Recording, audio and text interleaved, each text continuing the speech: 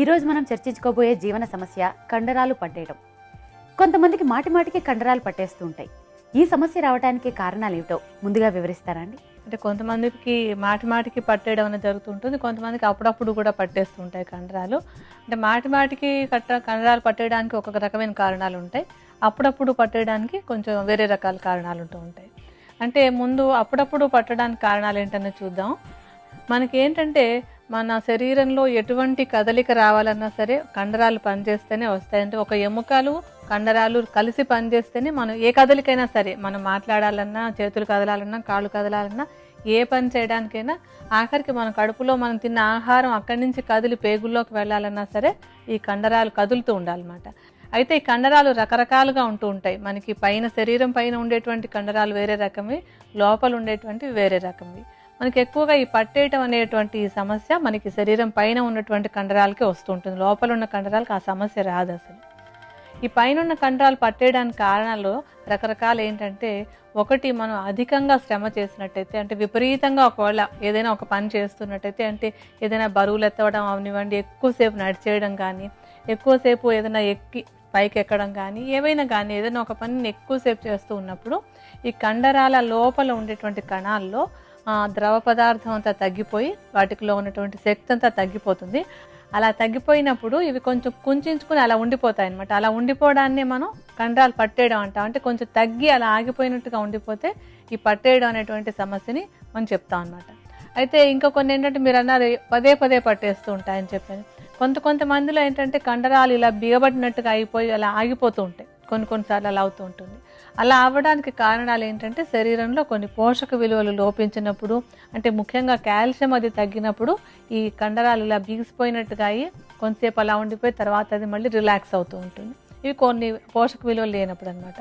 ఇలా రకరకాల కారణాల వల్ల ఈ కండరాలు పట్టేయడం అనేటువంటి సమస్య వస్తూ ఉంటుంది. డాక్టర్ గారు, ఈ కండరాలు పట్టేసే సమస్య రాకుండాను, అలాగే వచ్చిన వాళ్ళు ఎటువంటి జాగ్రత్తలు తీసుకోవాలో వివరిస్తారా అండి? ఈ కండరాలు పట్టే సమస్య రాకుండా ఉండాలంటే ఏంటంటే, ఒకటి అంటే అందరికీ ఇన్ జనరల్ మంచినీళ్ళు బాగా తాగుతూ ఉండాలి. ఎందుకంటే నీరు తక్కువగా ఉందంటే కనుక ఈ కండరాలు బిగిసిపోవడం అనేటువంటి సమస్య కనపడుతూ ఉంటుంది. సరైనటువంటి వాటర్ అంటే డీహైడ్రేట్ అయినప్పుడు కండరాలు బిగుస్తూ ఉంటాయి. అందుకని సరిపోయినంత మంచినీరు తాగుతూ ఉండాలి. ఆ తర్వాత ఇంకొకటి ఏంటంటే, చాలామంది ఉప్పు విపరీతంగా తగ్గించేస్తూ ఉంటారు. అసలు ఉప్పు తినకుండా ఉంటే మంచిది అనుకుంటున్నాను. శరీరంలో కావాల్సినంత పరిమాణంలో ఉప్పు లేకపోతే కూడా ఈ కండరాలు బిగిసిపోవడం అనేటువంటిది, కండరాలు పట్టడం అనేటువంటి సమస్య వస్తుంది. కనుక తగిన పరిమాణంలో శరీరానికి ఉప్పును అందించాలి, పూర్తిగా మానేయకూడదు అది.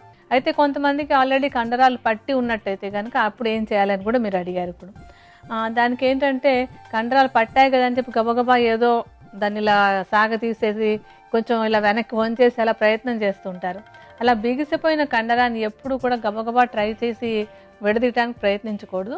చాలా నిదానంగా ఎక్కడ పట్టిందో అక్కడ దాన్ని నెమ్మదిగా లైట్గా చేతితో మసాజ్ చేస్తూ ఆ కండరానికి సంబంధించినటువంటి కీలుని నెమ్మదిగా అటు ఇటు కదిలిస్తూ దాన్ని రిలాక్స్ చేయడానికి ట్రై చేయాలి. అలాగే ఇంకొకటి ఏంటంటే, శరీరానికి తైలమర్దనం చేసుకోవడం కూడా ఈ కండరాలు పట్టే సమస్య రాకుండా ఉండడానికి, వస్తే తగ్గడానికి కూడా సహాయపడుతుంది. ఎందుకంటే తైలం అంటే నూనె. ఈ నువ్వుల నూనె ముఖ్యంగాను, నువ్వుల నూనె శరీరంలో వాత దోషం పెరగకుండా ఉండడానికి చాలా చాలా బాగా ఉపయోగపడుతుంది.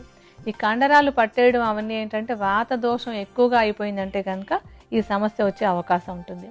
అందువల్ల ప్రతిరోజు ఒంటికి చక్కగా బాగా ఇంత నువ్వుల నూనె తీసుకుని కింది నుండి పైకి మసాజ్ చేసుకుంటే, అంటే చేతికి రాసుకున్నారనుకోండి, చేతికి కింద నుంచి ఇలా పైకి, కాలికి రాసుకున్న కింద నుంచి ఇలా పైకి నెమ్మదిగా మసాజ్ చేసుకుని ఆ తర్వాత వేడి నీళ్ళతో కనుక స్నానం చేస్తున్నట్టయితే కనుక ఈ కండరాలు బాగా బలంగా తయారై వాత దోషం సమంగా ఉండి కండరాలు పట్టే సమస్య రాకుండా ఉంటుంది. కండరాలు పట్టేసే సమస్య నివారణకు ఉపకరించే ఆయుర్వేద ఔషధం ఏ విధంగా తయారు చేసుకోవాలో వివరిస్తారా అండి? ఇప్పుడు మనం తయారు చేసుకున్నటువంటి ఔషధానికి కావాల్సినటువంటి ప్రధానమైన మూలిక ఏంటంటే వాము. వాముకి నొప్పుల్ని తగ్గించేటువంటి గుణం, ఎక్కడన్నా కండరాలు బిగపడితే కనుక దాన్ని రిలాక్స్ చేసేటువంటి గుణం కూడా బాగా ఉంది. వాతాన్ని అదుపులో ఉంచేటువంటి గుణం కూడా వాములో ఉంది. వాము ఏం చేయాలంటే కొంచెం వేయించి దాన్ని పొడి చేసుకోవాలి. ఈ వాము సుమారుగా ఒక 100 గ్రాముల పరిమాణంలో తీసుకోండి. ఇప్పుడు ఊరికే ఔషధం చూపించడానికి నేను కాస్తంత చూర్ణాన్ని తీసి విడిగా ఉంచుతాను. ఇప్పుడు వాము చూర్ణం తీసుకున్నాక దానికి 16 రెట్లు నీళ్లు కలపాలి. అంటే 100 గ్రాముల వాము తీసుకున్నాం కదా, 100 గ్రాముల వాముకి 1600 మిల్లీలీటర్లు అంటే సుమారుగా 1.5 లీటర్ కంటే కాస్తంత ఎక్కువగా నీళ్ళని కలపాలి. ఇలా 1600 మిల్లీలీటర్ల నీళ్లు కలిపాక ఆ రెండింటిని కలిపి అంటే వాముని నీళ్ళని కలిపి పొయ్యి మీద పెట్టి సన్నటి మంట మీద బాగా కాగనివ్వాలి. అంటే ఇది 4వ వంతు మిగిలాలన్నమాట. సుమారుగా ఒక 400 మిల్లీలీటర్ల కషాయం మిగిలే వరకు దాన్ని మరిగించాలి. అంటే కొంచెం నెమ్మదిగా ఎక్కువసేపే కాచుకోవాలి. ఈ 4వ వంతు కషాయం మిగిలాక దాంట్లో 4వ వంతు కొబ్బరి నూనె కలపాలి. 4వ వంతు అంటే ఎంత? ఇప్పుడు 400 మిల్లీలీటర్ల కషాయం మిగిలింది కదా, దాంట్లో 4వ వంతు అంటే 100 మిల్లీలీటర్ల కొబ్బరి నూనెని తీసుకుని దీంట్లో కలుపుకోవాలి.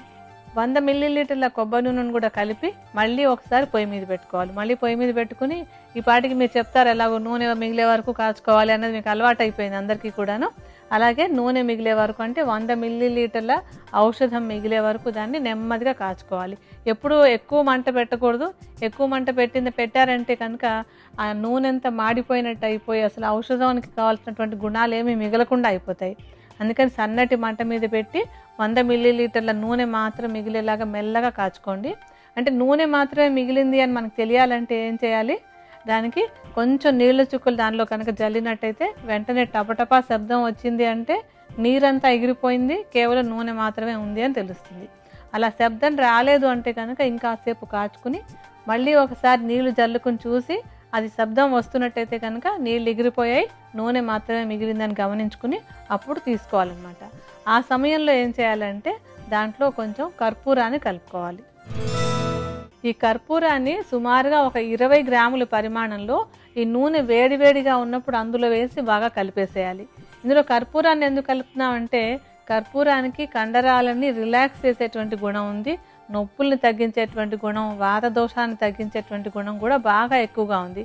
అందుకని అంటే ఒక్కొక్కసారి మీకు వాము కషాయం అంతా లేకపోతే కనుక కేవలం కొబ్బరి నూనెని వెచ్చబెట్టేసుకుని దానిలో కర్పూరం కలిపేసి ఆ తైలాన్ని రాసుకున్నా కూడా మీకు మంచి గుణం కనపడుతుంది. అయితే వాము కషాయం కూడా కలిపి తైలం తయారు చేసుకున్నట్టయితే కనుక చాలా ఎక్కువ ఫలితాన్ని పొందొచ్చు అనమాట. అందుకని ఈ కర్పూరాన్ని ఒక 20 గ్రాముల పరిమాణంలో తైలం వేడివేడిగా ఉన్నప్పుడు కలిపేసి బాగా కరిగిపోయిన తర్వాత ఆ మిశ్రమాన్ని చల్లారిన తర్వాత దాన్ని భద్రపరచుకోవాలి. ఇలా భద్రపరచుకున్న తైలాన్ని కండరాలు పట్టేసినప్పుడు పైన కనుక రాసినట్టయితే చాలా తొందరగా అంటే ఒక 15-20 నిమిషాల్లోనే ఆ కండరాలు విడి చక్కగా నొప్పి తగ్గిపోయేందుకు అవకాశం ఉంటుంది.